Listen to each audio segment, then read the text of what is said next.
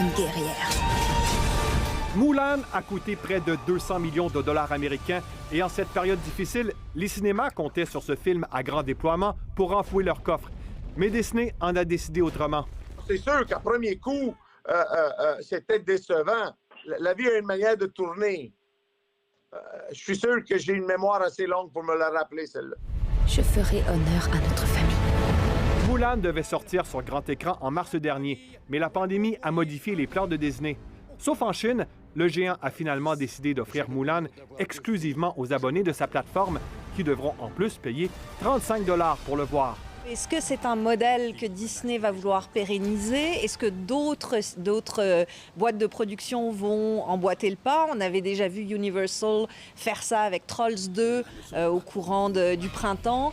Donc, est-ce que ça va être un modèle qui va être adopté par plusieurs? Effectivement, si j'étais propriétaire de salle, je ne serais pas dans mon meilleur état. Le film Troll 2 avait généré plus de 100 millions de dollars américains en visionnement sur demande, alors que les cinémas étaient fermés en raison de la pandémie. Avec Mulan, Disney veut aller encore plus loin. C'est une manière pour eux de fidéliser et de cibler davantage leur audience familiale. Vous voyez, avec la sortie de Mulan, une sortie au cinéma en famille aurait coûté peut-être autant pour une famille de 3-4 enfants, ou voire plus cher, que ce que Disney demande à ce qu'on paye maintenant. Avec ce nouveau modèle d'affaires axé sur le cinéma maison, le film Mulan sera peut-être piraté, ce qui pourrait nuire à Disney, mais aussi aux cinéphiles qui devront être vigilants. C'est une très grande trappe à pirates informatiques. Je suis persuadé que les internautes, les utilisateurs, les gens vont recevoir au cours des prochaines semaines des invitations à télécharger gratuitement, entre guillemets, gratuitement une version de Mulan à 20,95 spéciale de Disney, mais en vérité, ça va être un site de pirates. Pour cet expert en informatique, il faut éviter à tout prix les copies illégales de Mulan.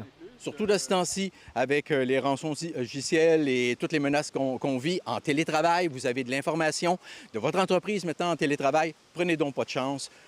Payez 34,95. Ton devoir, c'est de faire honneur à notre famille. Mulan sera disponible sur Disney+ dès vendredi. Ici, Louis-Philippe Ouimet, Radio-Canada, Montréal. Ils n'auront aucune pitié pour toi.